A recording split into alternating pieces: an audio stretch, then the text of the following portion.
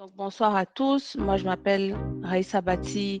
Je suis propriétaire de Baberas Crêpes et cofondatrice de Négritude Magazine et d'autres petits trucs aussi à côté. Et aujourd'hui, je vais être votre animatrice. Et avec ma collègue Diana Ambé, on va faire le show. Le show, le show, le show. C'est le lancement officiel. C'est le lancement officiel aujourd'hui. Il faut quand même fêter. Excusez-moi, hein. Moi, je suis dans un esprit festif. Donc, c'est ça. Et je vais laisser Diana se présenter elle aussi. Et après ça, nous allons donner la parole à Mademoiselle Carmel pour qu'elle nous donne un peu plus de détails sur le lancement qu'on a ce soir. Bonsoir tout le monde, j'espère que vous allez bien du fin fond de chez vous.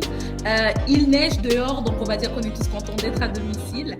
Donc on est là pour la soirée de lancement du magazine Négritude. Je suis Diana, votre seconde hôte, et je vais laisser la parole à la fondatrice de cette idée merveilleuse qui nous rejoint aujourd'hui, Carmel. Ben, merci beaucoup, wow. Quelle introduction. J'ai écrit plein d'affaires. Donc, je vais lire, mais je vais lire genre bien. Donc... Merci de nous prévenir que tu vas lire bien.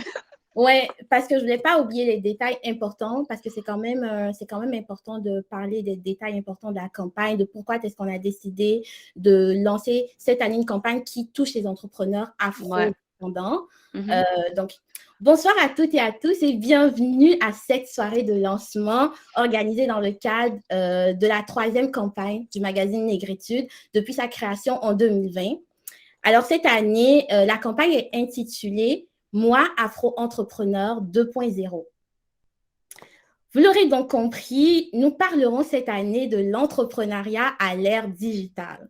Alors, pourquoi Afro-entrepreneur 2.0 ?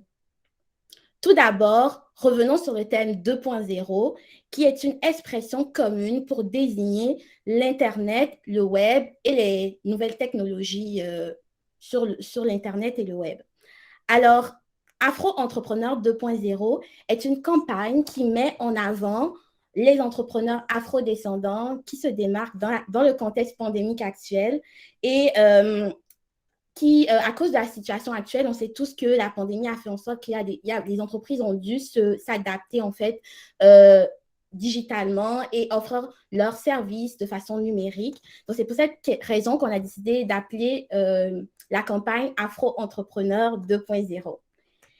La mission du magazine Négritude est de promouvoir la culture, les valeurs, les acteurs importants afro-descendants qui brillent malheureusement encore dans l'ombre. Donc, Afro-entrepreneur 2.0, c'était une bonne façon pour nous de mettre en avant en fait les personnes marquantes qui font une différence en fait dans la communauté à travers leurs différentes entreprises.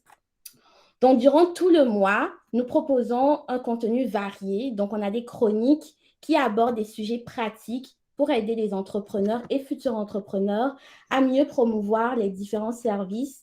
Et on a aussi des conversations tous les dimanches. Oui, tous les dimanches, en direct sur notre page Instagram pour approfondir la question sur l'entrepreneuriat à l'ère digitale. Et bien évidemment, cette année, on a fait une web-série à travers laquelle on mettait en avant 4 entrepreneurs qu'on a choisis et qui sont aussi nos ambassadrices et ambassadeurs. Donc, merci à vous d'être là aujourd'hui et merci de vous être impliqués dans ce projet cette année.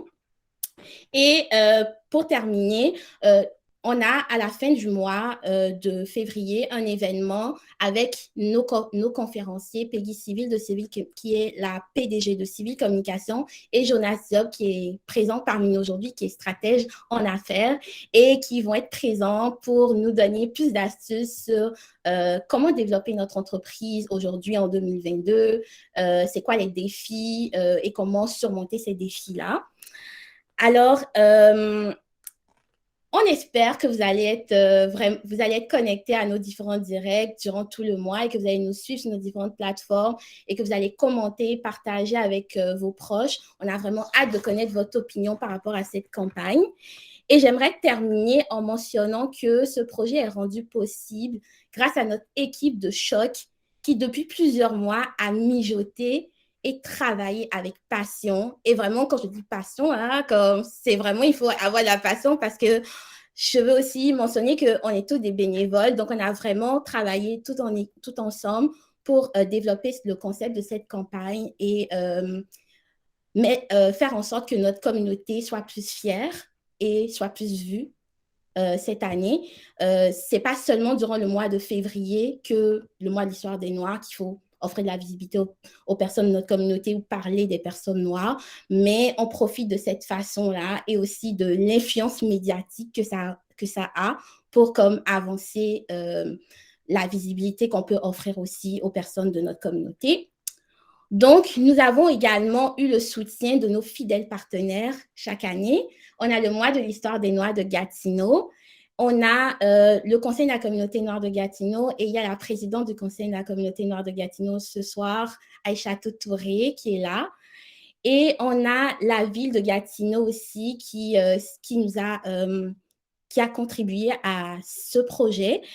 Sans oublier la généreuse contribution de l'Agence de communication civile communication, l'Agence Christelle, qui ont travaillé ensemble avec nous pour la stratégie de cette campagne, notre stratège d'affaires Jonas Diop, Barbara Screp et 777 Event qui s'occupent de nos différents événements. En tout cas, quand vous allez venir à nos événements, les directs et l'événement final, c'est vraiment eux qui s'en sont occupés.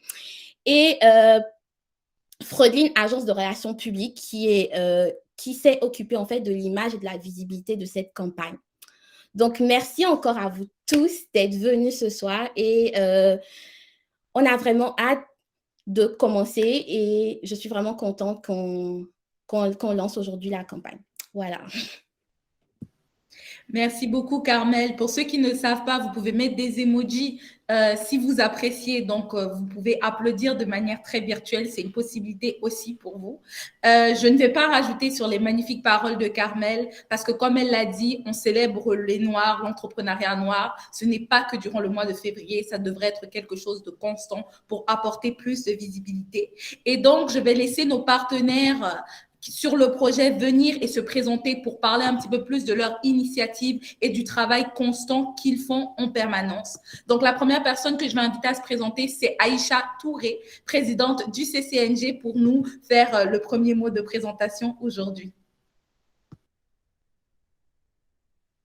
Aïcha. Merci beaucoup Diana, merci beaucoup pour l'invitation. Bonsoir à toutes et à tous. Je suis très heureuse d'être parmi vous ce soir dans cet événement organisé dans le cadre du mois de l'histoire des Noirs, mais par un magazine qu'on apprécie beaucoup, qu'on suit beaucoup depuis toutes les dernières années. Je suis très heureuse de vous parler en tant que présidente du Conseil de la communauté noire de Gatineau. La coordonnatrice devait être là, malheureusement, elle a dû être appelée au travail. Donc, je vais vous parler un peu de la programmation, mais c'est fait en coordination avec le Conseil de la communauté noire. Donc, on est vraiment une grande équipe qui travaille ensemble. Pour ceux qui ne le savent pas, le Conseil de la communauté noire est une organisation à but non lucratif, en fait, qui a été créée en 2011, qui œuvre à la promotion des intérêts socio-économiques et culturels des citoyens de Gatineau, d'ascendance africaine. Donc, depuis plusieurs années, on travaille en collaboration avec la ville de Gatineau, avec les différentes organisations partenaires pour vraiment coordonner le mois de l'histoire des Noirs, mettre des activités au programme. Mais au-delà de ça, on organise différentes activités, différents projets vraiment pour notre communauté, pour sensibiliser les gens, mais aussi pour vraiment répondre aux besoins de notre communauté ici à Gatineau. On fait partie de différentes tables de concertation, comme la table de concertation du vivre ensemble et de l'immigration de la ville de Gatineau, la table de concertation de la police de Gatineau. Donc, différentes initiatives pour lesquelles on travaille. Évidemment, nous aussi bénévoles, donc c'est pas facile tous les jours de devoir jongler tout cela, mais ça nous fait plaisir parce que je pense que c'est justement de voir des activités comme ça se concrétiser, se réaliser qui nous animent, en fait. Et de voir des personnes briller de cette façon-là, je pense que ça change le narratif de la communauté. Il y a des gens qui font du travail incroyable, donc c'est important de pouvoir le mettre en valeur. Et c'est pour ça qu'on admire beaucoup le magazine et le travail que toute l'équipe fait depuis des années aussi, bénévolement. Donc, c'est pas facile. On sait que c'est du travail ardu pour pouvoir donner la qualité du travail que vous faites. Donc, bravo. Comme vous savez, le mois de l'histoire, c'est vraiment une occasion d'honorer justement les contributions de toutes ces personnes-là, quel que soit leur secteur d'activité. Et on sait que l'entrepreneuriat est vraiment un moyen puissant, non seulement de mettre les gens au centre de leur travail, mais aussi de dynamiser des communautés, de dynamiser des personnes. Donc, c'est vraiment avec beaucoup de plaisir qu'on a vu le thème cette année. C'est quelque chose d'important. C'est beau de sensibiliser justement la prochaine génération. Comme on le dit, vous êtes déjà des agents de changement, mais la jeunesse, c'est vraiment le futur. Donc, de travailler ensemble pour pouvoir justement contribuer, d'en apprendre l'un de l'autre, hein, parce que je pense que on en apprend tous les jours, quels que soient les groupes. Et moi, ça me fait vraiment plaisir. Donc, des campagnes comme celle-ci sont vraiment essentielles pour tisser des liens, rencontrer, mais surtout sensibiliser les gens aussi sur certains enjeux qu'on peut vivre dans nos communautés, mais également trouver des solutions. Puis je pense que c'est ça qui est aussi important, c'est de trouver des solutions et des terrains de collaboration, comment travailler ensemble. Et moi, je suis vraiment axée sur ça, sur voir comment, je le dis toujours, recréer la roue, c'est pas mon fort. Je déteste recréer la roue. Ce que j'aime, c'est vraiment de voir qu'est-ce qui fonctionne, comment on peut l'améliorer, comment on peut travailler ensemble pour faire des choses plus grandes et avancer plus vite. Donc, c'est vraiment avec plaisir qu'on est là ce soir pour pouvoir réfléchir ensemble, pour pouvoir réfléchir collectivement, non seulement à l'état de nos sociétés, mais à l'état de ce qu'on fait et de pouvoir progresser ensemble. Et l'idée en plus, le mois d'Histoire des Noirs, le thème cette année, c'est vraiment ça, c'est mieux faire ensemble. Donc, on est déjà en train de le faire en étant ici tous ensemble aujourd'hui. Donc, merci. Et je vais pour dire quelques mots sur la programmation. Donc, on a une programmation assez variée.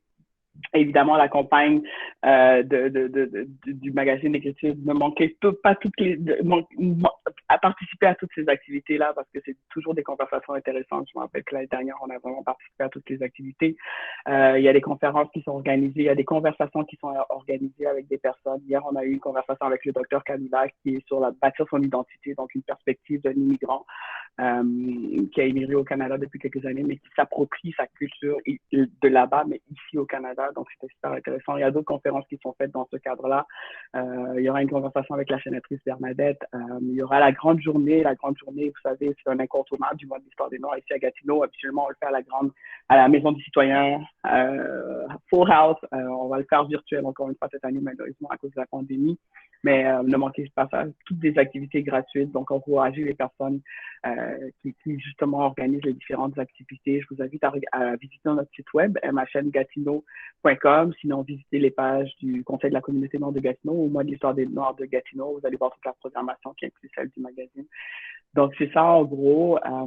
Et je vous remercie tout le monde. Je remercie les entrepreneurs qui se prêtent au jeu pour pouvoir justement partager leur vécu parce que je pense que c'est important. Je pense tellement au mentorat et ça, je trouve que ça, c'est un peu du mentorat informel.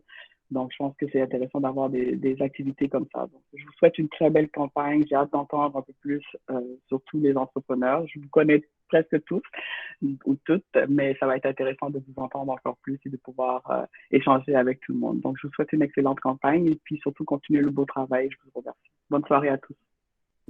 Merci beaucoup, Aïchatou. C'était des paroles très inspirantes. Maintenant, on va laisser la place à une personne qui a tendance à décomposer le mot communication.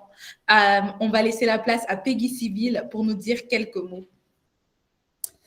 Merci, Diana. Donc, nous sommes parce que vous avez été. Nous sommes parce que vous avez sacrifié. Et je suis parce que vous avez communiqué. Mon nom est Peggy Civil de Civil Communication et j'aimerais tout d'abord saluer l'initiative de l'équipe du magazine Négritude. Une équipe jeune, une équipe impliquée, une équipe dynamique qui fait rayonner toute une communauté. Merci à vous, chères femmes. Je peux considérer que vous êtes des femmes, mais des femmes qui sont jeunes, des femmes qui entreprennent. Hein?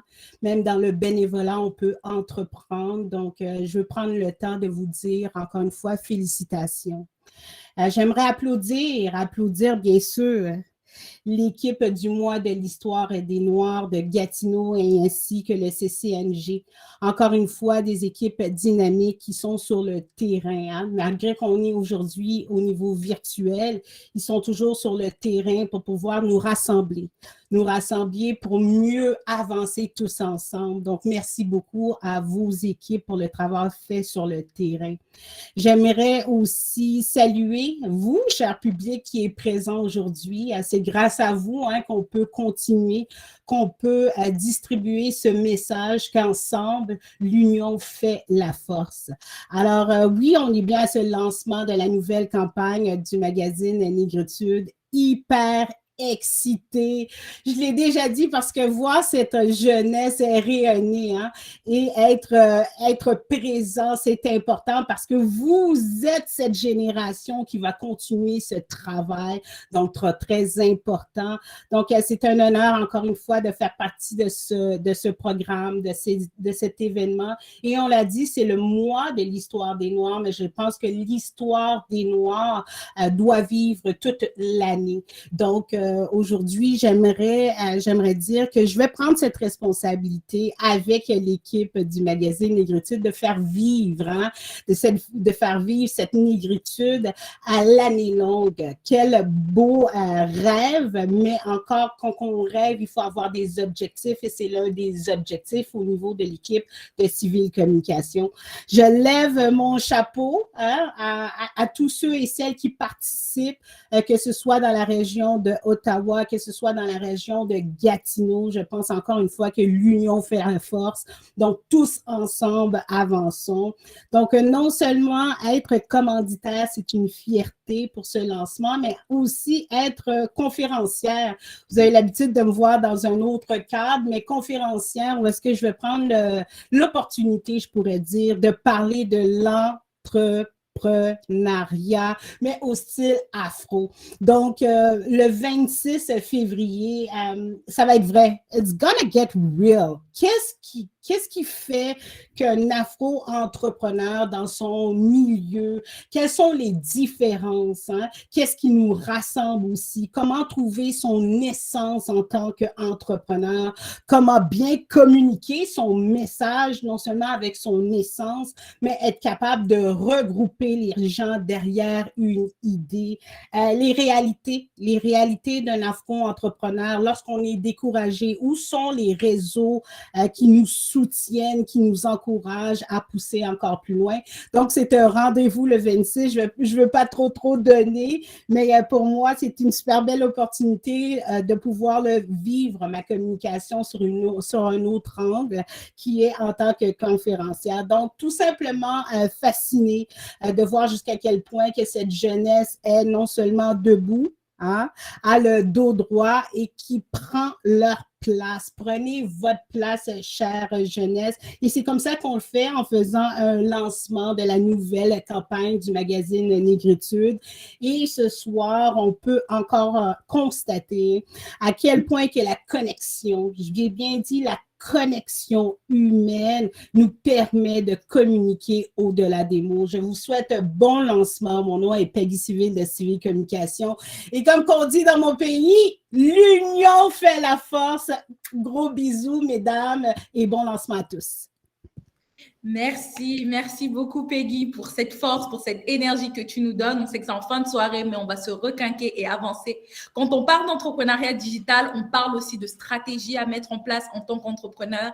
Et les 2 dernières années n'ont pas été faciles pour nous. Alors, l'un de nos commandites n'est nul autre que Jonas Diop, stratège en marketing. Donc, on va le laisser en business, pardon. On va le laisser s'exprimer, parler et nous faire une petite présentation. Enchanté à tous et à toutes. L'une des choses que je voudrais dire, c'est déjà merci de me convier parmi vous. Beaucoup de choses à dire sur l'entrepreneuriat, et je pense que, revenons à la base. L'entrepreneuriat, les gens pensent que c'est quelque chose de mystérieux, mais c'est juste l'art de proposer des produits, des services, son expertise en l'échange d'une rémunération. Et quand on va dans nos pays, d'où on vient originairement, on voit des entrepreneurs. La dernière fois que j'étais en Afrique, j'étais dans la voiture pour aller à l'aéroport et je voyais des gens qui venaient, qui vendaient des produits locaux sur la route. Et ces personnes sont des entrepreneurs.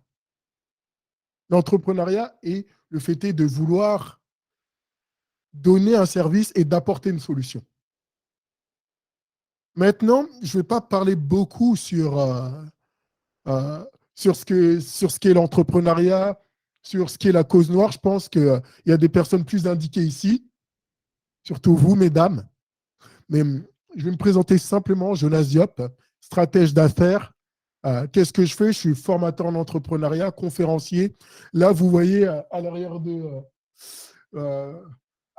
mon bureau, il y a un de mes livres, aussi auteur, et je travaille sur 3 volets. Les volets sont simples. Première chose, c'est la structure. Donc, c'est ce qu'on appelle le premier S, c'est la fondation d'un business. Deuxième chose, c'est directement les stratégies. On définit un objectif, mais on définit une stratégie aussi pour atteindre cet objectif. L'art et la manière d'y aller, c'est même parfois une science. Et troisième point, au lieu des structures et des stratégies, c'est avant tout avoir un système. Savoir comment on va gérer une personne, un lead, comment on va transformer et comment on va fonctionner. Quels outils on va mettre en place. Donc, c'est sur ces 3 volets que je travaille. Entre autres, j'aide des entrepreneurs à prendre de l'expansion agressive du marché, dominer leur secteur. Et le but, c'est vraiment de donner de la plus-value. De toute façon, on se verra le 26 pour ceux qui seront là. Et on va plus en parler dans le détail au sein de cet événement ce soir. Je vous remercie. Merci beaucoup, Jonas. On est très impatients d'attendre cette conférence de choc le 26 février. Donc, on espère toutes les personnes qui sont là vous revoir. On a d'autres partenaires qui n'ont malheureusement pas pu être là et qu'on aurait aimé avoir, aimé entendre et apporter de la visibilité. On a avant tout Aïcha Koné, qui est l'une des représentantes du mois de l'histoire des Noirs de Gatineau, qui n'a pas pu être là, mais elle aussi fait partie de nos sponsors, de nos partenaires qui ont été là depuis la première édition et qui continuent toujours à apporter de la force et de la visibilité. On tient aussi à saluer l'impact important de la ville de Gatineau qui continue aussi à supporter cette initiative, cette importance de représentation. Donc, nous sommes très heureux. Nous aurions souhaité avoir un de leurs représentants, mais malheureusement, ils n'ont pas pu faire le déplacement pour cette soirée. Mais au-delà de nos partenaires et de nos très chers conférenciers qui ont fait de très belles présentations, nous avons aussi des visages qui portent notre campagne, qui portent tout cet effort que nous faisons aujourd'hui. Et j'aimerais vous présenter l'une de ces personnes, à savoir Lika Niasse Tapa, propriétaire de l'épicerie African Soul Food, qui est l'une des ambassadrices de cet événement. Lika, la parole est à toi. Bonjour tout le monde. Merci beaucoup. Donc, tout d'abord, merci Carmel de m'avoir invité cette année à être ambassadrice de magazine Négritude. Donc moi, c'est Lika Niasse Tapa de l'épicerie African Soul Food. Donc, c'est une épicerie afro-caribéenne qui a été créée par mon mari et moi. Ça fait environ 3 ans, bientôt 3 ans. Donc, on y propose toutes sortes de nourriture, de quoi cuisiner comme au pays, comme beaucoup aiment le dire. Donc, on en retrouve pas mal de choses, de tout ce qui est autour de l'Afrique et puis des différentes îles des Caraïbes. Et pour développer le tout, étant donné qu'on aime mettre la culture africaine en avant, on offre aussi une section épicerie fine. Donc, c'est des produits à base de produits exotiques qu'on a toujours connus, mais revisités, puis redesignés, puis mis au goût du jour et qui est propice au cadeau finalement. On a un petit coin boutique avec toutes sortes d'objets, décorations maison, bijoux, vêtements pour hommes, femmes, enfants. Un coin cosmétique et on a une petite section délit où on vous propose des plats cuisinés, prêts à réchauffer à la maison. Donc, c'est ça, accessible. On se trouve au 425 chemin Vanier à Gatineau dans le secteur Elmer.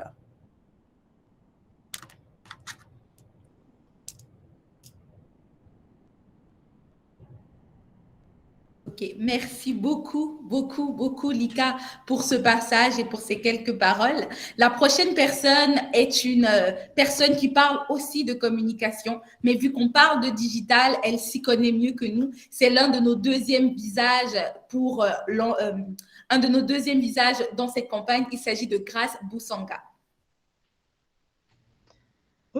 Merci Yana, donc bonsoir tout le monde, je suis contente de revoir certains visages, Madame Peggy Civil, que j'ai pas eu l'occasion justement de saluer tout à l'heure.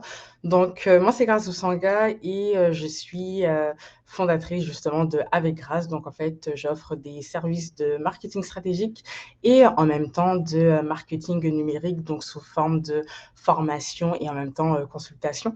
Donc, ça va faire bientôt 4 ans, je crois, oui, 4 ans le 31 mars que justement Avec Grâce existe. Et je suis très, très, très contente, très honorée justement d'être ambassadrice de cette nouvelle campagne. Donc justement, moi, Afro-entrepreneur 2.0. Et j'espère sincèrement que justement cette campagne pourra justement en fait inspirer toutes les jeunes personnes d'origine africaine ou tout simplement toutes les jeunes personnes noires à se lancer, d'avoir le courage en fait de se lancer en affaires. Parce que moi, je ne vous cache pas que oui, peut-être j'avais un projet entrepreneurial. Ce projet entrepreneurial, je l'avais, je pense, depuis 7-8 ans. Mais malheureusement, je n'ai pas eu l'occasion ou même le courage tout simplement de me lancer. Mais j'ai eu le courage de me lancer parce que tout simplement, j'ai vu en fait plus ou moins des femmes noires et francophones en fait qui me ressemblaient et puis qui ont tout simplement eu cette vibe en fait entrepreneuriale.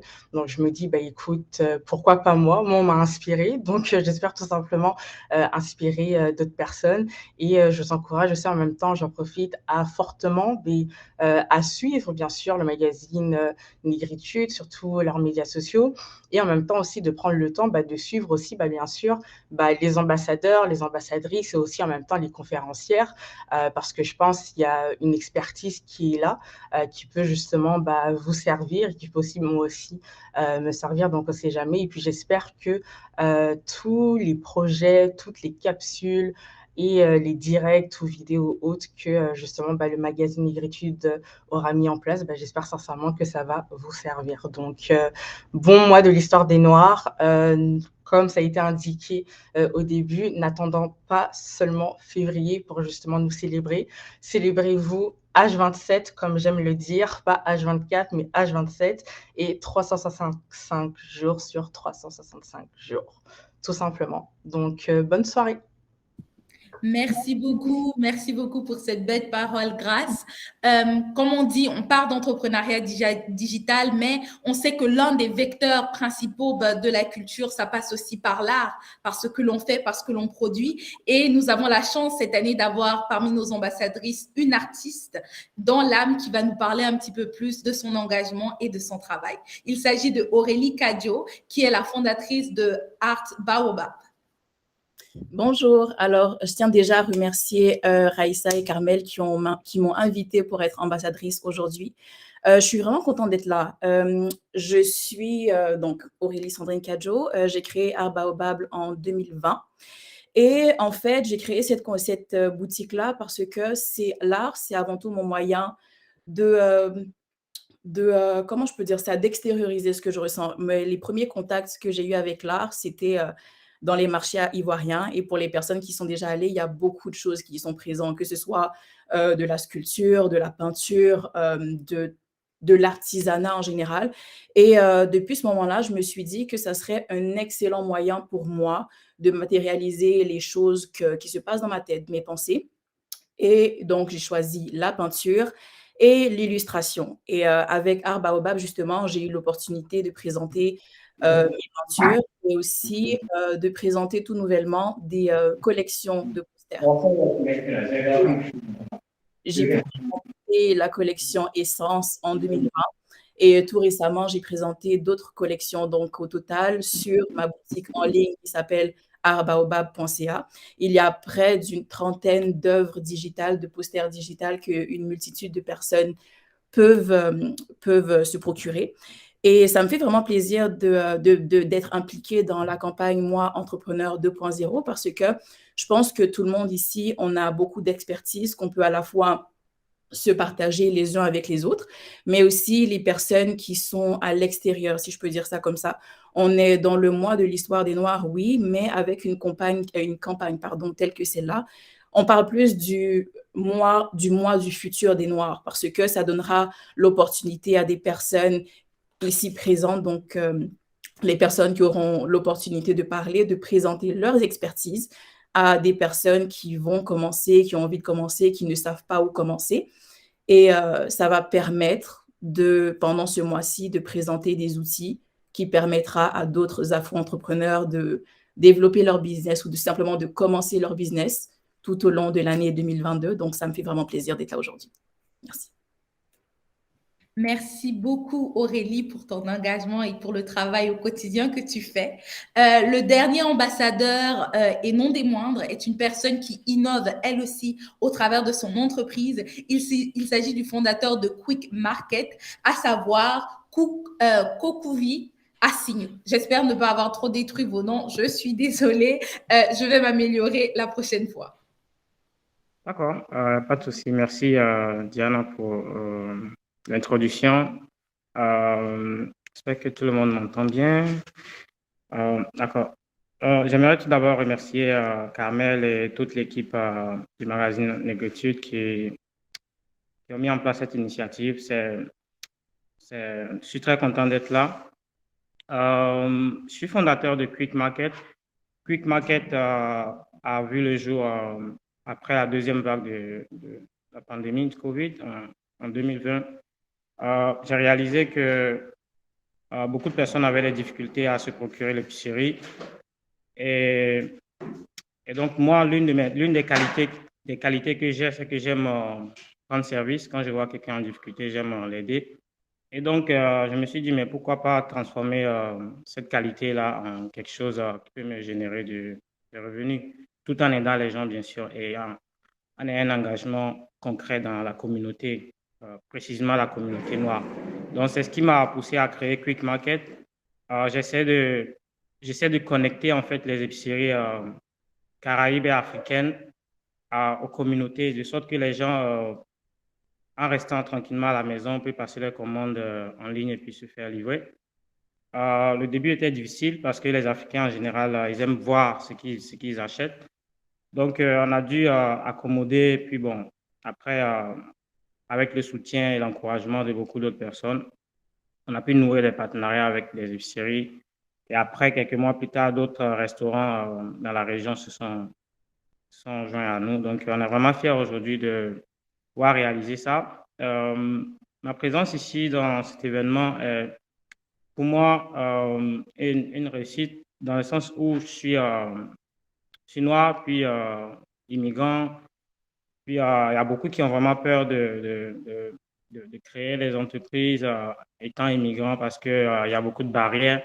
Mais j'ai réussi à surmonter vraiment cette difficulté-là à pouvoir mettre en place quelque chose aujourd'hui qui profite à beaucoup d'autres personnes, que ce soit les employés, les partenaires et les personnes qui utilisent les services. Donc, j'attends de cet événement susciter l'intérêt auprès de toutes les personnes qui vont y participer. Et aussi, s'il y a des gens qui sont intéressés à investir dans ce genre de business qui ont de l'impact dans la vie des gens, on est très ouvert. Puis, le mois de l'entrepreneur, le mois de l'entrepreneuriat noir, je pense que c'est quelque chose qui doit être pas seulement, comme quelqu'un l'a dit, pas seulement attendre le mois de février, mais si on peut avoir un programme, c'est de l'étaler sur une longue durée et puis bon, le faire au fur et à mesure parce que je crois qu'il y a beaucoup d'autres personnes qui souhaiteraient vraiment entendre parler de ce genre de choses, bénéficier de l'expertise de toutes les personnes qui sont ici. Mais voilà quoi. Donc, en tout cas, une fois encore, bravo à l'équipe et puis j'espère que la suite du programme sera vraiment très bénéfique à tous ceux qui sont là. Merci. Merci énormément pour ces paroles et cet échange. Merci aussi à toutes les personnes qui nous suivent dans les commentaires, qui sont là. On sait que vous êtes là, on tient à vous saluer et à vous remercier, même si on n'est pas là physiquement pour vous voir, mais merci encore pour votre temps et cet échange-là. Je laisse la parole à ma collègue Raïssa qui va poursuivre avec la suite des activités en cette belle soirée. Allô, allô, je remercie tout le monde qui a pris la parole jusque-là. Vous étiez tous parfaits. Donc, moi, je vais juste vous présenter la programmation de ce mois.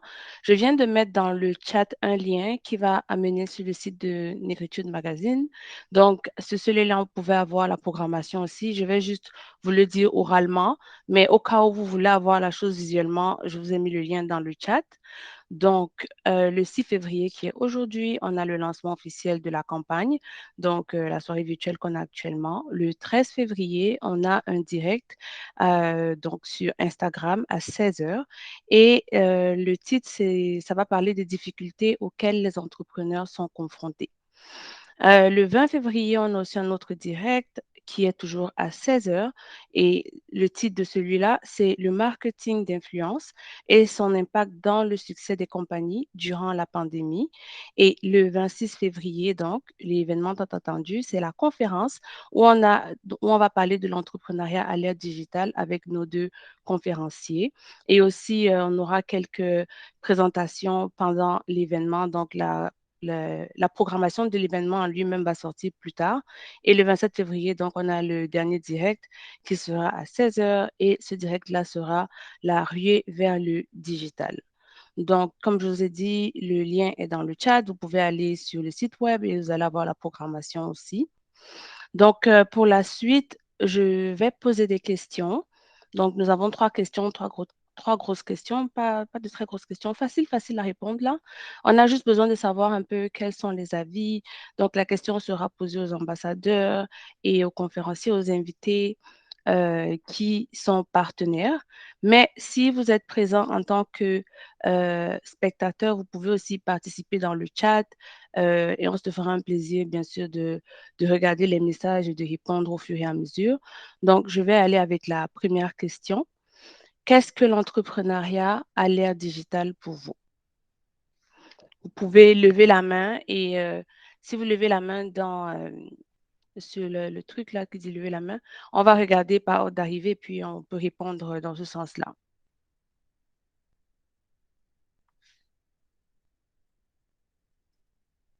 Yay!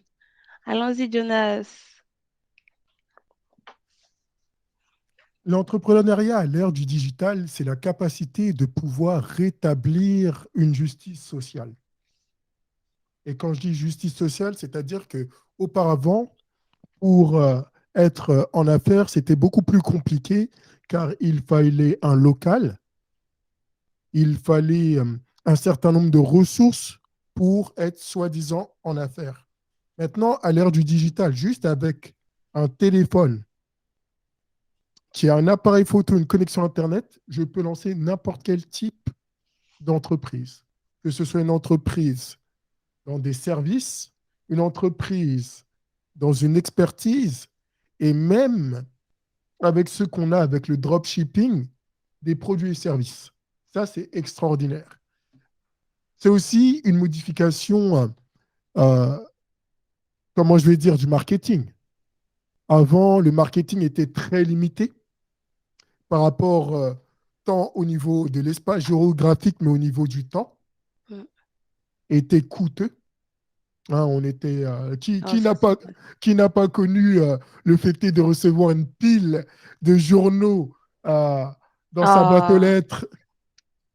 Maintenant, avec l'ère digitale, je peux utiliser les réseaux sociaux et je ne suis pas limité dans l'espace. C'est-à-dire que si j'ai envie de targeter au niveau international, je le peux très bien. Et ce qui est aussi magnifique, c'est que je peux être d'autant plus précis. Car avec les réseaux sociaux, il y a des groupes qui se créent, des sous-groupes, des groupes même pour notre communauté, la communauté noire. Hein. J'en vois sur diverses plateformes, Facebook, Instagram ou autres. Et là, je peux proposer mes produits et services tout simplement à cette communauté. Je pense qu'il y a certains d'entre vous qui le font déjà. Là, je vois African Soul Food connaissent très bien ça. D'ailleurs, je ne connaissais pas. Je vais y aller maintenant, dès que je suis sur Ottawa, etc. Mais ça, c'est magnifique. C'est-à-dire qu'on peut être n'importe qui On peut être n'importe où.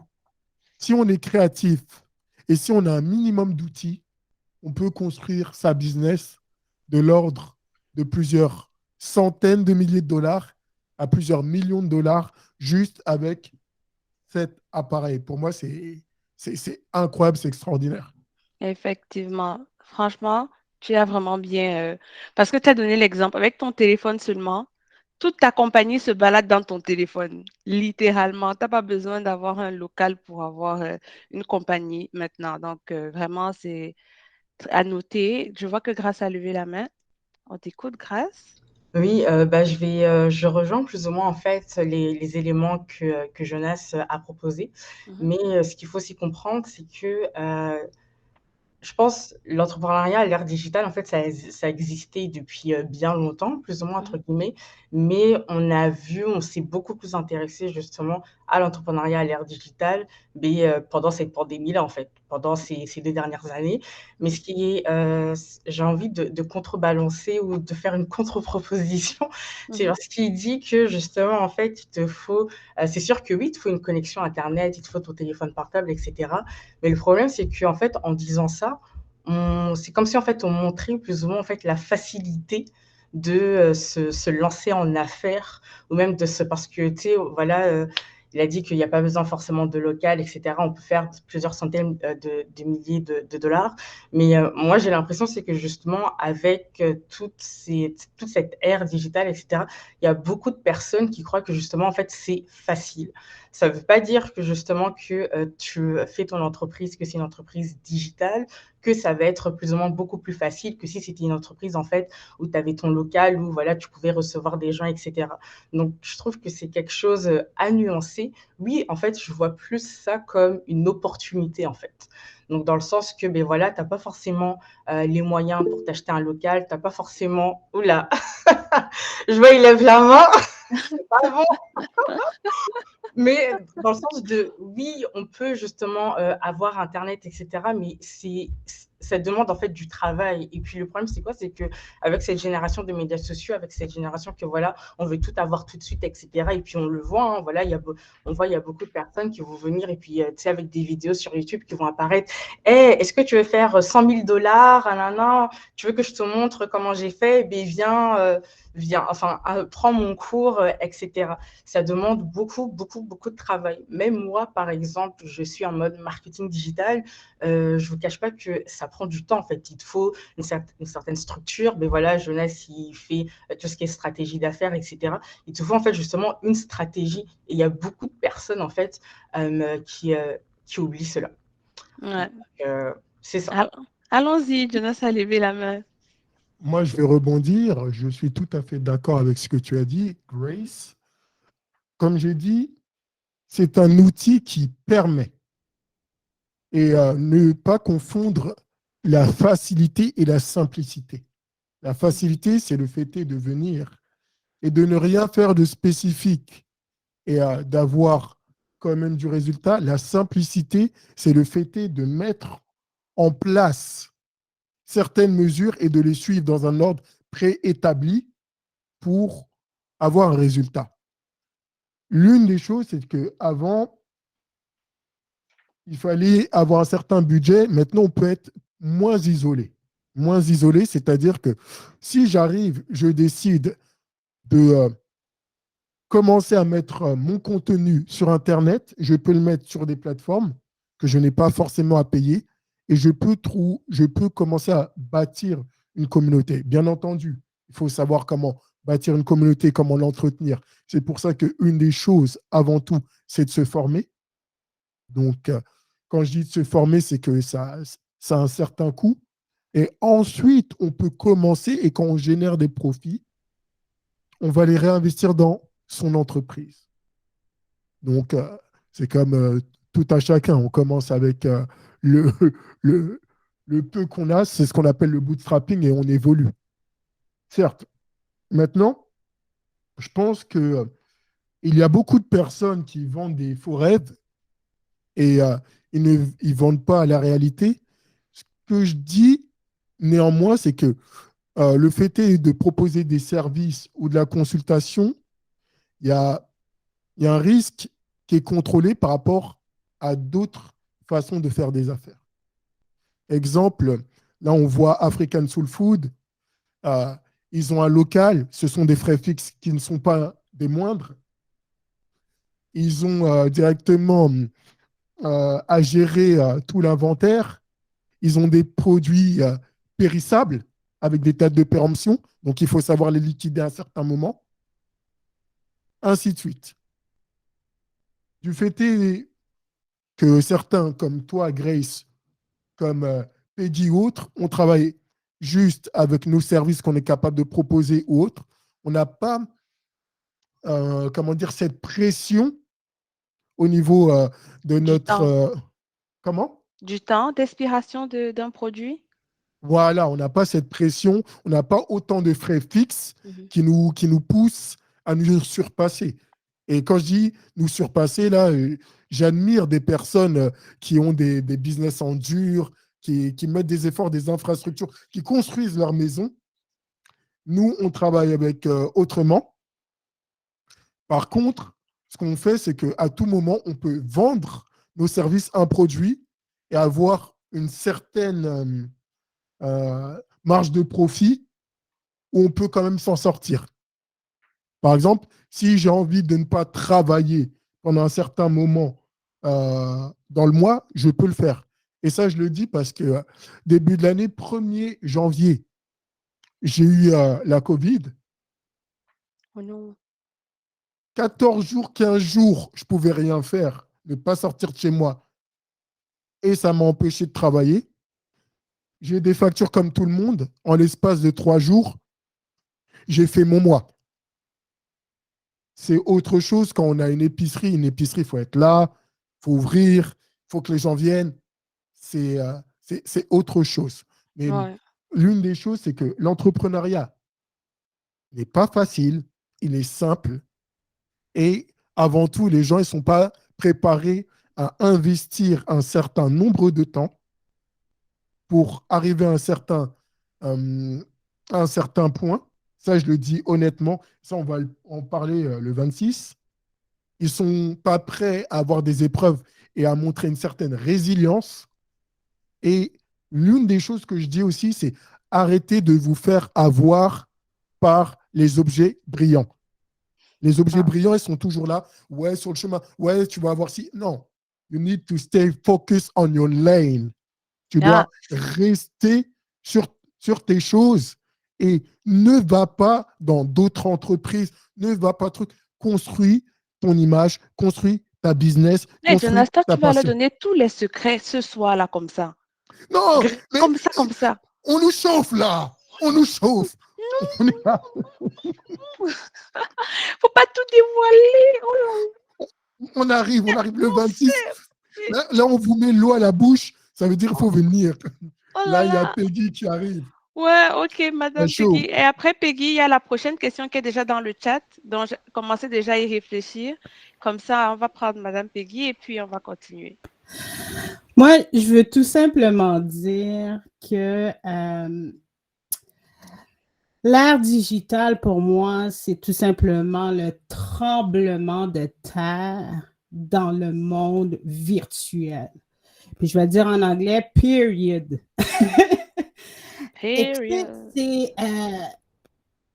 C'est un autre aspect, oui, qui nous offre des belles opportunités, mais aussi, avec toute opportunité, vient des responsabilités. Hein? Il ne suffit pas d'être sur les médias pour que ça fonctionne. Il faut vraiment s'impliquer. C'est comme la vraie vie. Des fois, on a peut-être un défi à comprendre, communiquer dans la vraie vie, mais communiquer au niveau digital, c'est toute une expérience. C'est une expérience client en virtuel. Donc, oui, on a l'avantage de les rejoindre à un moment donné plus propice, plus vite, Mais il faut les répondre à ces gens-là.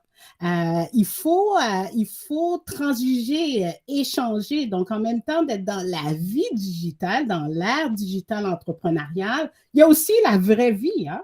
Donc, on côtoie des gens, il faut répondre. Donc, moi, je dis oui, c'est un certain avantage, mais c'est un tremblement. Pour moi, ça a été un tremblement tout simplement de la vie virtuelle. J'ai dû m'ajuster. Hein? S'ajuster, c'est le temps. Je pense que mon collègue Jonas l'a dit. Ça prend du temps et ma collègue aussi, Grace, l'a dit.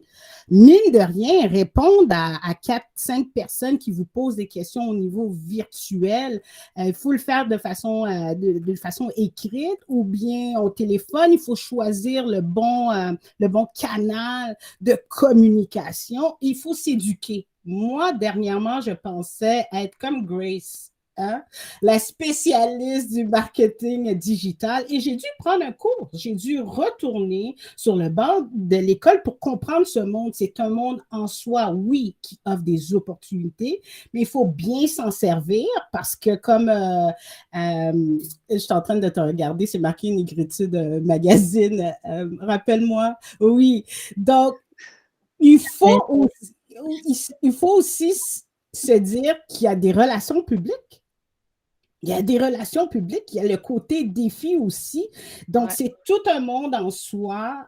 Oui, je le vois de façon, oui, on avance, c'est positif, mais ça vient avec une autre responsabilité et on le sait très bien que l'entrepreneuriat, c'est déjà une responsabilité en soi. Donc, il faut faire affaire avec des gens qui sont spécialistes dans le domaine, des gens qui prennent le temps de s'éduquer, ça change extrêmement vite. L'Instagram, il y a 6 mois, n'est plus l'Instagram qu'on a aujourd'hui, n'offre plus les mêmes possibilités. On est rendu dans les stories, on est rendu dans des lives, on est rendu dans des groupes. Écoute, l'ère numérique, oui, digital, appelez-le comme vous voulez, oui, mais il y a la réalité qui vient avec. Il faut absolument s'occuper de ce réseau qui est des fois perdu parce qu'il est comme virtuel, on n'y pense pas, mais il existe. Il existe à n'importe quelle heure. On peut recevoir des questions à 2 heures du matin. Hein? On fait quoi? On répond quand? On répond comment? Combien de temps? Écoute, c'est tout un monde. Tout un monde. Vous pouvez le voir dans mon expression. Je suis encore dans ce tremblement. Comme tu ressens vraiment ça. Donc, je vois que ça vient du fond de ton cœur. C'est tout un monde. Voilà. OK, Carmel, tu avais levé la main. Oui, je voulais juste ajouter, en fait, c'est vrai, mais aussi, il ne faut pas oublier qu'il y a des entreprises qui sont adaptables facilement digitalement que d'autres. Donc, si toi, tu es experte en communication, marketing, c'est sûr que tu n'as pas besoin d'être sur place dans un bureau, rencontrer des gens en personne pour travailler, tu es en mode virtuel. Mais quand tu as une entreprise, tu as une épicerie comme African Soul Food, tu dois avoir des entrepôts, tu dois avoir un endroit où est-ce que tu vas conserver tes affaires. Et en tout cas, j'espère que ça va venir dans le futur, là, qu'on pourra te faire livrer comme par la poste à bouffe. Comme ça, ça serait super cool. Tu ne vas pas devoir aller faire 30 minutes d'épicerie chaque semaine. Mais si jamais ça arrive, ça serait vraiment nice. Mais pour le moment, c'est vraiment comme pour certaines entreprises. Et encore là, comme il faut quand même considérer l'aspect relations publiques. Moi, j'aime vraiment dire ça parce que tout le monde se rue sur les médias sociaux comme des fous, comme si c'était la fin du monde et qu'il n'y avait pas d'autres médias qui existent, sans savoir que leur crédibilité est offerte grâce aux médias traditionnels. Si vous voulez avoir, par exemple, le petit onglet bleu là, de Instagram qui dit que vous êtes officiel, légitime ou whatever sur les médias sociaux, vous avez besoin d'avoir une visibilité dans la communauté, dans les médias traditionnels. Donc, c'est important de ne pas négliger aussi l'aspect des médias traditionnels, la radio, la télé et puis les journaux aussi. Donc, c'était ça que je voulais ajouter. Merci, Carmel. Donc, la prochaine question, c'est retourneriez-vous au marketing traditionnel? Si oui, pourquoi? Sinon, pourquoi aussi, hein? On veut tout savoir. Give us the tea, give us the tea, give us the tea. OK, donnez-moi un petit moment. Je vais regarder. La première personne à avoir levé la main, c'est Lika. Oui, j'attendais de rebondir sur cette question-là, justement. Je trouve qu'il faut faire très attention à ne pas toujours aller à l'extrême. Donc, parce que le numérique existe, on va tout lâcher et puis ça y est, on est à fond dans le numérique. Comme Grace l'a dit, je suis tout à fait d'accord. Il ne faut pas oublier qu'il y a tout le travail qu'il y a à faire à la base, bien faire ses suivis, le travail administratif, etc. etc. Donc, souvent, je trouve qu'on va... il y a un nouvel outil, on va vers une nouvelle direction, ben on abandonne tout derrière. Mais non, il faut garder la base. Je pense qu'il ne faut pas oublier de toujours garder la base, continuer à avancer, à évoluer, mais la base, souvent, elle va rester à peu près la même. Donc là, retourner au marketing traditionnel, pourquoi? Pourquoi retourner complètement et laisser complètement l'ère numérique? L'ère numérique, c'est comme de la magie, là. C'est vrai que c'est extraordinaire comme outil, mais à la fin, le marketing traditionnel, il est toujours là. Moi,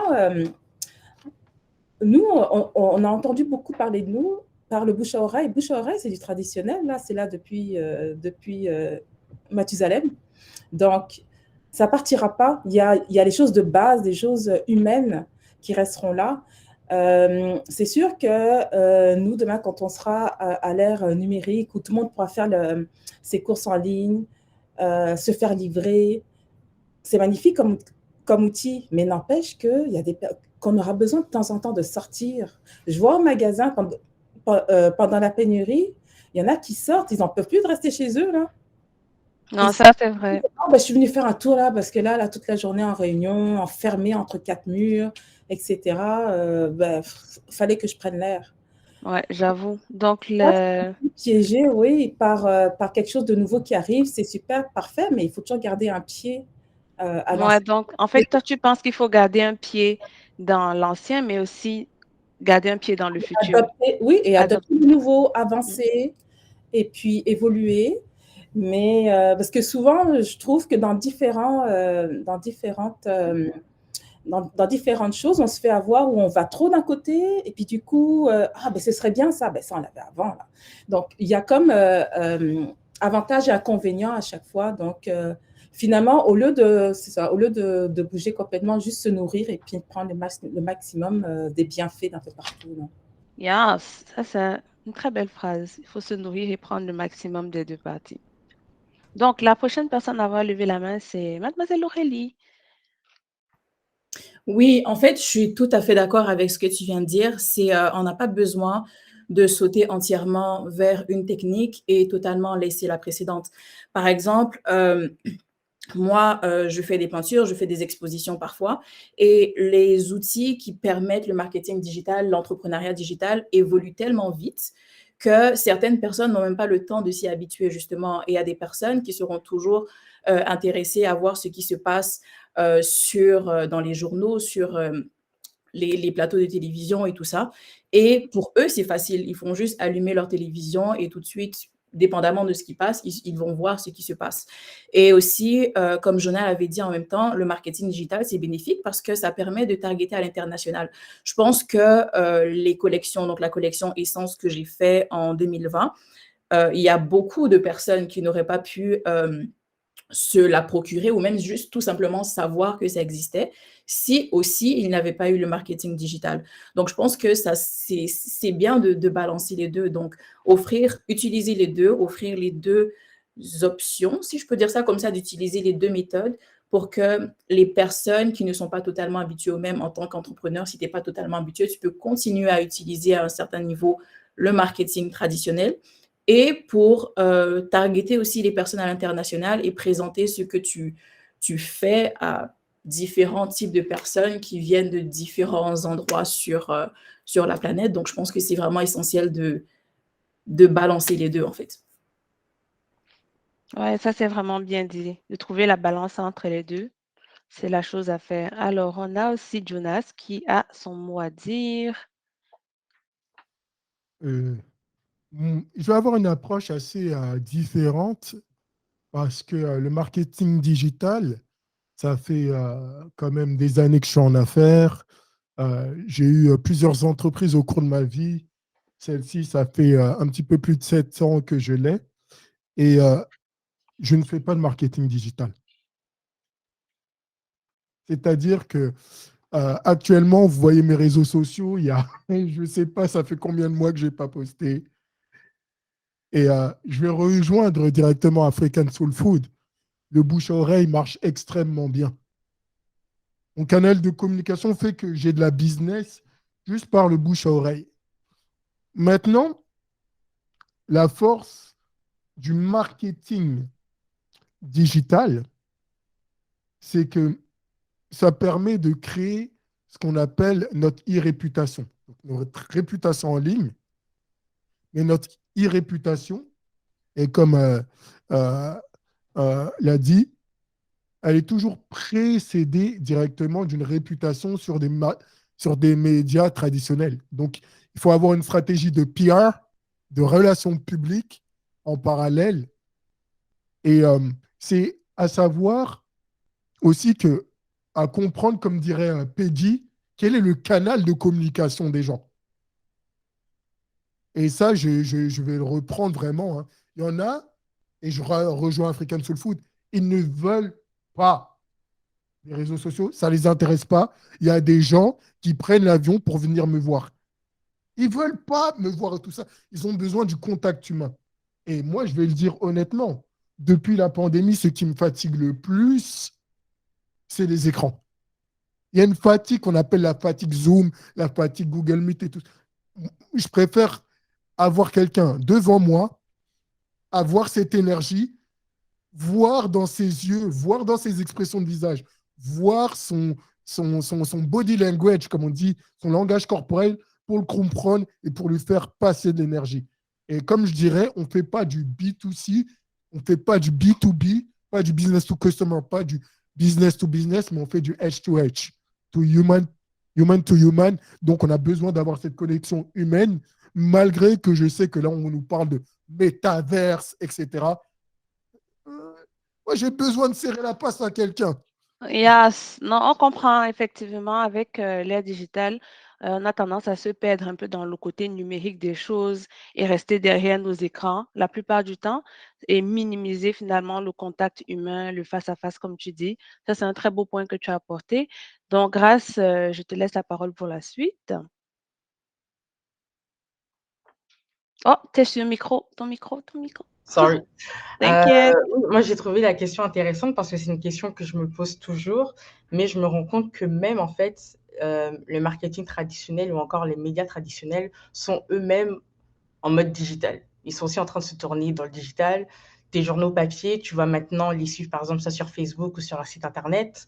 Ta télé, tu peux la regarder en direct aussi sur Facebook ou même sur leur site internet en question. Même la radio aussi, tu n'es même plus obligé d'être dans ta cuisine ou d'être dans ta voiture. Tu peux aussi justement l'écouter sur Internet. Donc, ça serait, je pense, en fait, une question plus ou moins à nuancer. Mais comme ça a été dit justement au début par Lika, le meilleur marketing aux médias traditionnels, c'est tout simplement le bouche à oreille. Et c'est quelque chose que je vous invite à, et puis on parle aussi de e-réputation, réputation en ligne, mais à justement faire en sorte de bâtir votre réputation de manière, entre guillemets, physique, de manière H2H, comme ça a été indiqué, parce que de toute façon, ces personnes-là, le premier réflexe, ça va être quoi? Ça va être, oui, de vous référer, oui, certes, mais de vous référer avec votre site Internet, vous référer aussi, par exemple, avec votre profil LinkedIn aussi, dans le même temps. Donc, ça va être quelque chose, c'est vraiment quelque chose en fait à ne pas négliger. Tu sais, on peut aussi en même temps se donner des objectifs. Moi, je vous donne par exemple un objectif personnel, c'est par exemple à chaque année d'avoir au moins 1 ou 2 articles dans la presse qui parlent de moi en fait. Même si on ne parle pas forcément en fait du travail que je fais, mais le fait que justement en fait qu'on parle de Grace Boussanga, fondatrice ou autre, etc. Tu sais, les personnes, ils vont être curieux, en fait, à savoir, en fait, c'est qui Grace? Et puis, ça me fait penser, petit clin d'œil à Madame Civile, qui m'a permis justement d'avoir un petit cadeau d'anniversaire l'année passée, à avoir comme ma grosse tête justement sur Radio-Canada.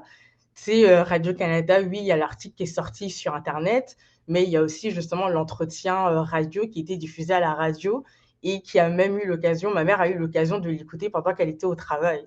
Donc aussi, il faut comprendre. Et puis, je regarde aussi le commentaire de Katia qui a mis que justement, il faut connaître aussi ces personnes-là, les personnes en fait qu'on veut cibler. C'est pas forcément tout le Ouais. monde en fait qui se trouve sur les médias sociaux.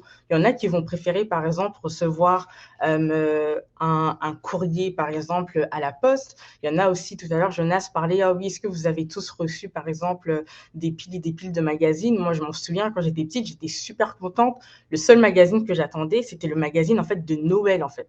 Même si je n'allais pas acheter tous les jouets, parce que c'est pas mon argent, j'avais pas d'argent, c'était l'argent des parents, c'était le seul magazine que j'attendais. Et puis, pensez aussi, justement, quand on fait des courses ou autres, la plupart du temps, on fait des courses à travers les circulaires en question parce qu'on reçoit ces circulaires-là, mais même aussi des entreprises, des épiceries l'ont compris que maintenant, en fait, c'est pas forcément tout le monde qui regarde les circulaires. Je pense, par exemple, c'est plus en France, là, par exemple, Carrefour a arrêté d'envoyer ces circulaires. Eux, ils mettent plus l'approche, soi-disant l'approche environnementale, parce que trop de papier, et puis c'est pas forcément tout le monde qui regarde ça.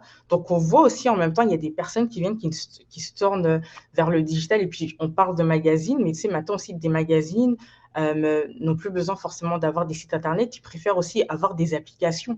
Je pense aussi à Statistique Canada. Statistique Canada, oui, il y avait le site Internet dans lequel tu pouvais remplir les sondages, etc. Mais ils se sont rendus compte que, justement, la plupart du temps, on est en train en fait, d'interroger des jeunes, parce que, tu sais, oui, la population a vieilli, donc on s'intéresse plus, entre guillemets, on s'intéresse plus trop, justement, aux baby boomers, etc. On s'intéresse justement à la génération Z, etc. Mais quel va être le meilleur moyen ou le meilleur outil, justement, pour pouvoir récolter ces réponses, etc. C'est justement l'ère du digital, et pouvoir être accessible en tout temps, c'est justement en fait de créer une application en fait à ce niveau-là. Donc je pense que ça va être très important pour pouvoir répondre à la question entre marketing traditionnel ou marketing digital, mais de savoir en fait les personnes à qui on vend, en fait elles se trouvent où, tout simplement. Yeah, c'est très bonne question. Diana, tu avais levé la main aussi, donc je vais te laisser prendre la parole.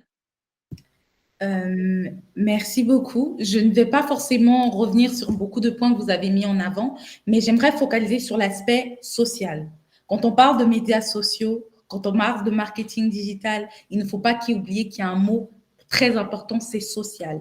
Si vous regardez le comportement même des gens sur les plateformes, ils n'aiment pas du contenu promotionnel. Je pense que beaucoup ont tendance à croire, quand on parle de marketing digital, de trop se focaliser sur l'aspect marketing, vendre, promouvoir un certain cadre, une certaine structure. Moi, tendance, quand je parle ou que je fais par exemple des entretiens avec certains clients, je leur demande de mettre en avant ça, et avant tout, l'aspect social, l'humain derrière. Les gens qui passent énormément de temps sur les plateformes virtuelles aiment regarder du contenu léger, fun. Même quand vous donnez du contenu ou de la plus-value ou des conseils à une personne, c'est la manière dont vous livrez l'information qui est très importante. Souvent, je me mets en drôle sur mes plateformes. Oui, les gens souvent me disent « ouais, c'est drôle », mais derrière, c'est que au travers de cette vidéo drôle, de cette partie intéressante, de cet aspect ludique, je connecte avec l'aspect humain d'une personne. Je connecte avec la raison pour laquelle beaucoup de gens passent autant de temps sur les plateformes digitales. C'est-à-dire d'abord se détendre, se distraire. Et en passant par cela, vous pouvez faire de la promotion. Moi, je pense que c'est vraiment revenir sur cet élément crucial lorsqu'on parle de marketing numérique qui est d'abord important. Et oui, le marketing traditionnel fonctionne à merveille. Le bouche à oreille, moi, je ne vais pas vous mentir, c'est la meilleure arme que vous pouvez avoir ici dehors. Un client satisfait, ça vous en rapportera 10, ça vous rapportera 100 personnes.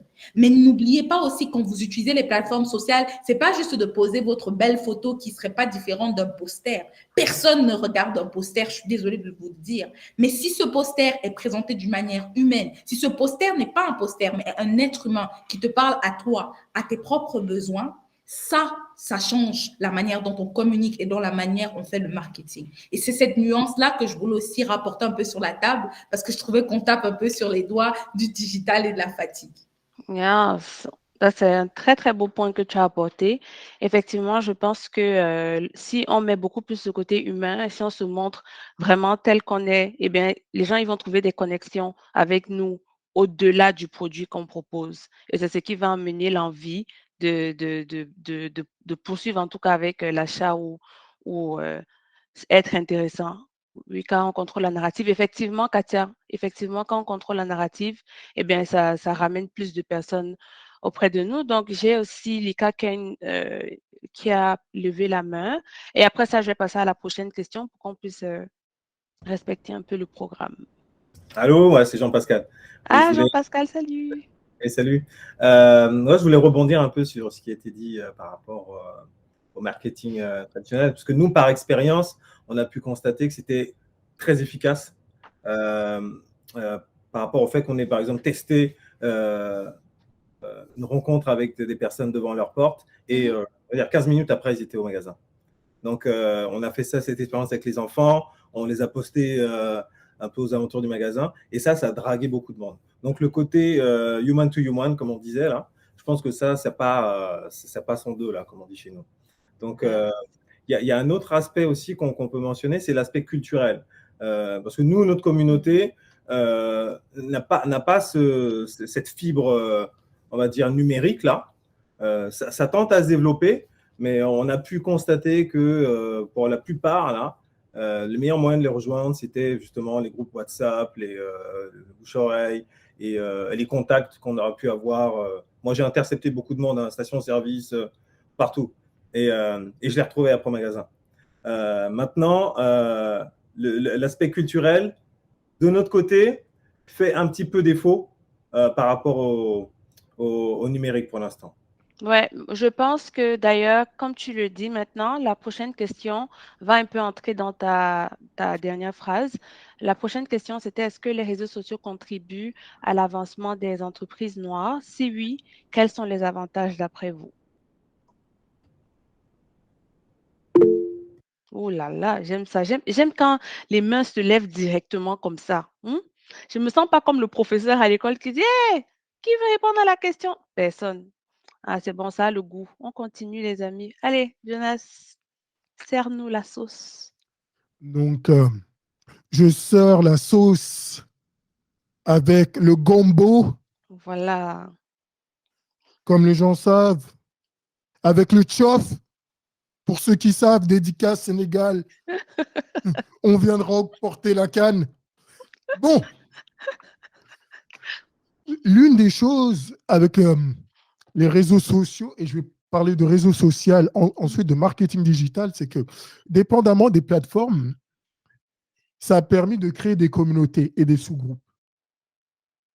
Comme on le voit à travers Meetup, à travers Facebook, on a juste à taper directement le terme que nous cherchons et la communauté, on peut la trouver.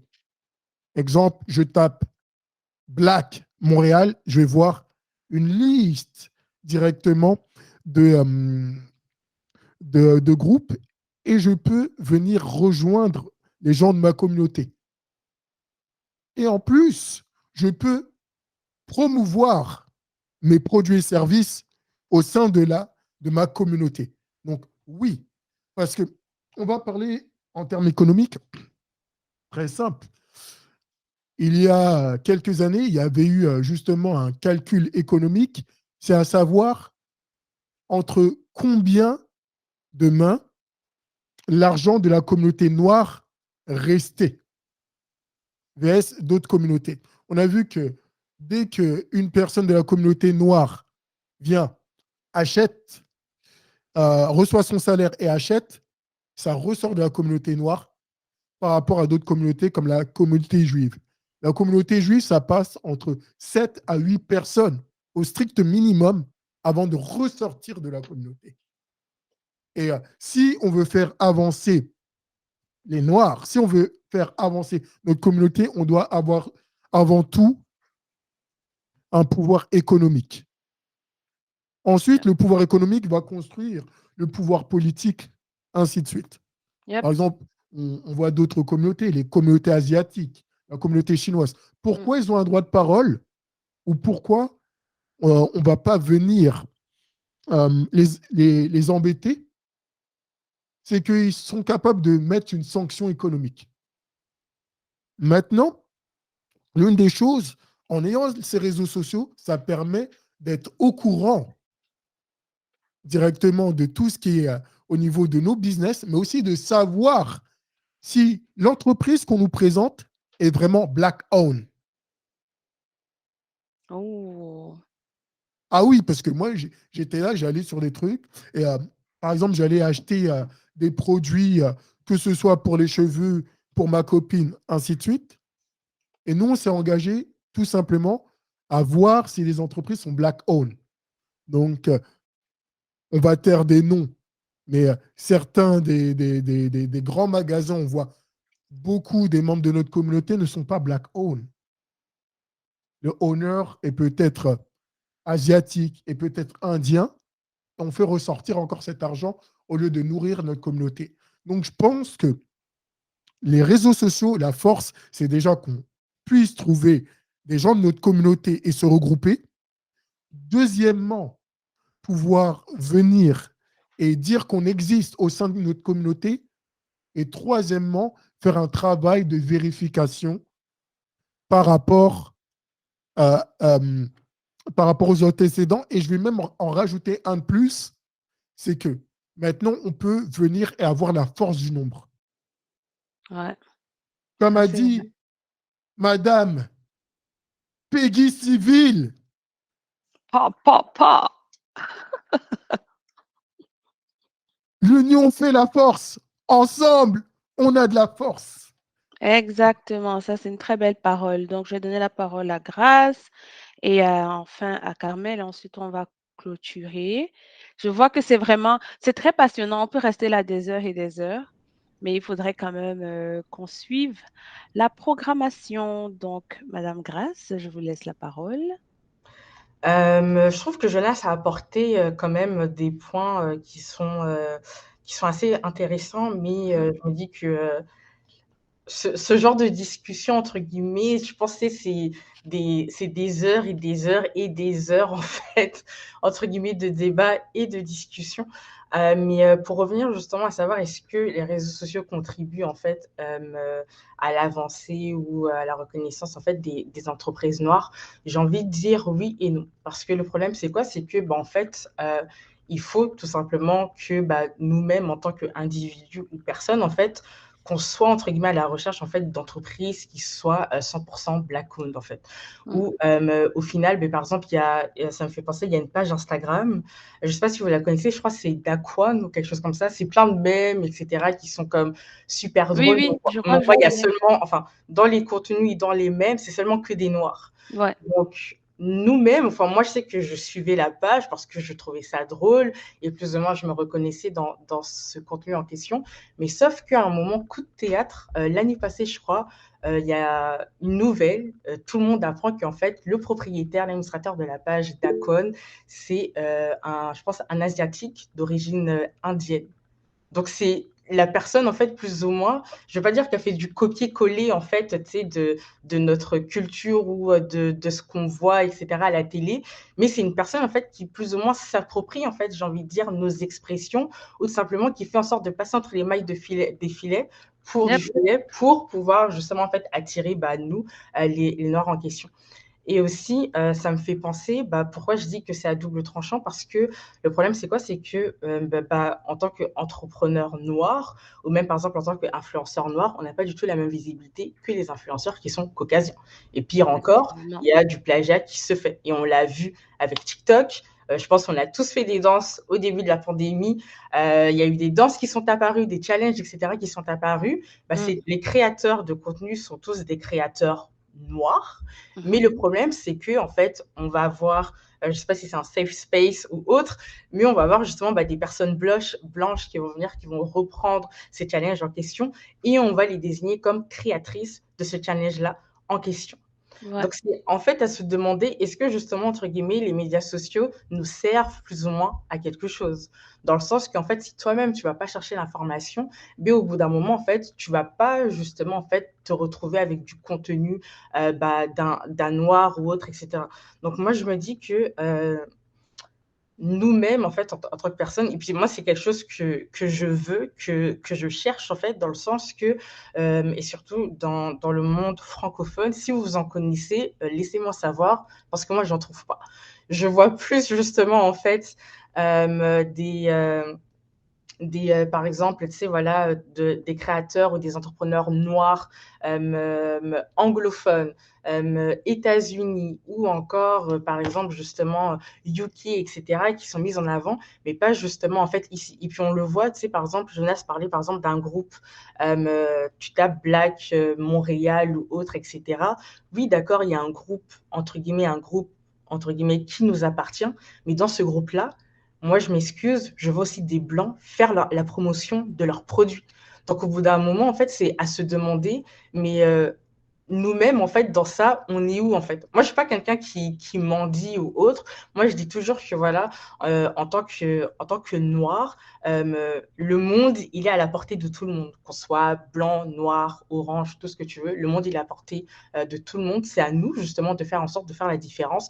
Pourquoi, en fait, tout simplement ne pas crier? On l'a vu, et puis moi, je parle, tu sais, je pense, par exemple, à des célébrités, moi, que je parle, tu sais, je dis des perroquets qui parlent pour rien. Par exemple, Didi qui vient, qui dit oh, on va faire un Twitter 100% black, etc. Nan, nan. Et puis, ça me fait penser, Didi, le problème, c'est quoi? C'est que dans ce genre de marque ou les médias sociaux, c'est que justement, comme ça a été indiqué, on va nous montrer que justement, c'est 100% noir, etc. Par exemple, je pense à Didi. Didi, on voit que beaucoup de personnes pensaient que c'était lui le fondateur et le créateur de Cyrock, mais c'est pas du tout lui, en fait. C'est pas lui le créateur de Cyrock, lui, il est juste ambassadeur. La personne qui a créé Cyrock, c'est justement en fait une personne blanche qui est venue, qui a créé Cyrock. Et puis nous, justement, en fait, en tant que Noirs, je vais pas dire on est dupés, mais c'est justement en fait l'information qu'on nous donne, en fait, c'est plus ou moins une information de façade. Donc c'est pour ça que ça va être très important pour nous de faire un travail de recherche. C'est sûr que ça va prendre du temps, mais il va falloir faire justement un travail de recherche. Et puis je me dis aussi que les médias sociaux peuvent sont un avantage justement pour nous les entrepreneurs, parce que oui, ça nous permet d'être connus auprès de notre communauté, mais ça nous permet aussi d'être connus partout, enfin je veux dire, en dehors de notre communauté. Donc c'est pour ça que ça va être très important pour nous d'utiliser les médias sociaux en question pour oui bâtir notre crédibilité, bâtir aussi en même temps notre réputation en ligne, pour justement inviter des personnes hors de notre communauté à faire appel à nous lorsqu'ils ont besoin de nos services ou encore de nos produits, tout simplement. Donc, en tout cas, honnêtement, ça, c'est un très gros volet que, honnêtement, les gens n'en parlent pas beaucoup. Les gens ne font pas vraiment valoir le point que on se fait parfois voler nos talents, en gros, et puis ils sont utilisés aux avantages des autres. Ça aussi, en tout cas, on va en parler lors de la conférence. D'ailleurs, j'ai mis le lien dans le chat pour l'achat des billets. Vous pouvez aussi le partager autour de vous et on sera ravis de vous avoir à la conférence et de vous parler plus en détail de ça. Là, on tire vraiment vers la fin. J'aurais aimé pouvoir prendre tout le monde et en discuter encore longtemps. Mais comme on a dit, la rencontre, c'était 1h30. On va respecter le 1h30. Et là, on va donc juste vous donner des remerciements, tout simplement. D'avoir été là avec nous. C'est vraiment un plaisir de parler avec vous, d'avoir vos insights, de savoir comment vous sentez par rapport au sujet. Et j'ai vraiment hâte à ce que vous veniez à la conférence du 26 février où on aura l'occasion d'être face à face, bien évidemment aussi, et on pourra en discuter H to H, comme aurait dit Jonas. H to H, et puis on pourra aussi se donner des insights sur les différents types d'entrepreneuriat et comment faire avec l'ère digitale. Donc, je ne sais pas s'il y a un mot de fin que Madame Carmel voudrait dire. Pourquoi son visage est comme non, ne me fais pas ça. Non, je ne m'attendais pas que tu me donnes la parole. Je pensais que c'était fini. Ouais, non, je voulais juste dire merci à toutes les personnes qui sont là aujourd'hui et surtout à nos partenaires qui ont contribué à faire rayonner cette campagne cette année, nos conférenciers, civils, communication, Jonas Diop, nos différentes ambassadrices et leurs entreprises African Soul Food, Art Baobab et l'agence Avec Grâce. Et et aussi Martin. le Conseil de la communauté noire de Gatineau, le mois de l'histoire des Noirs de Gatineau et la ville de Gatineau. Donc, c'est vraiment très, très apprécié tout le monde. Et on vous demande de nous suivre sur nos différentes plateformes et n'oubliez pas de vous inscrire pour participer à l'événement final. Ça va être super intéressant. Ça va être à Ottawa, en personne, hybride. Donc, si vous êtes à Montréal, Québec et tout ça, vous allez avoir la chance de regarder la conférence en direct. Mais, en plus, on vous a préparé un petit lunch aussi. Donc, venez, vous allez manger des petits trucs, des petites delicacies. Donc, c'est ça. Donc, c'est vraiment très intéressant. Je vois bien que les conversations sont vraiment intéressantes pour tout le monde et tout le monde a envie de donner son opinion par rapport à l'entrepreneuriat à l'ère digitale et comment utiliser les nouveaux médias pour faire promouvoir ton entreprise, le mariage, trouver une stratégie entre le traditionnel et le digital. Tout ça, ça va faire partie de la conférence finale. Donc, merci tout le monde. En tout cas, merci à tous. Donc, on se voit tous dans les prochains. Vous avez la programmation, comme je vous ai dit, dans le site web, dans notre site web Négritude Magazine, vous allez trouver la programmation. Il y a des lives les dimanches sur notre compte Instagram et aussi donc l'événement final qu'on va voir. Oui. Oui, madame. Oui, je voulais juste dire, demain matin, dans l'émission Les Matins d'ici, avec Philippe Marcoux, il va voir Raissa Bati, notre coach fondatrice, et Aurélie Kadjo Baobab de Art Baobab, qui vont parler de la campagne du magazine Négritude et qui vont faire la promotion. Donc, si jamais vous écoutez la radio, ben, vous allez pouvoir écouter.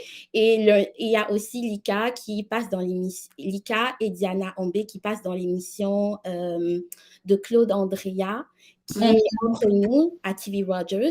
Donc, si jamais vous passez et que vous voulez regarder l'émission ou vous voulez aller regarder en rediffusion sur Internet parce qu'on n'a plus besoin d'avoir de télé, vous pouvez juste aller cliquer TV Rogers, l'émission de demain et vous allez pouvoir voir toute l'émission. Donc, c'était un petit clin d'œil pour ça. Donc, c'est bon. Merci beaucoup, les amis. Merci à tout le monde. Je vous souhaite de passer une agréable soirée. Allez manger, c'est dimanche soir, un bon petit repas et dormez bien. Bye. Bye tout le monde. Bye. Bye tout le monde.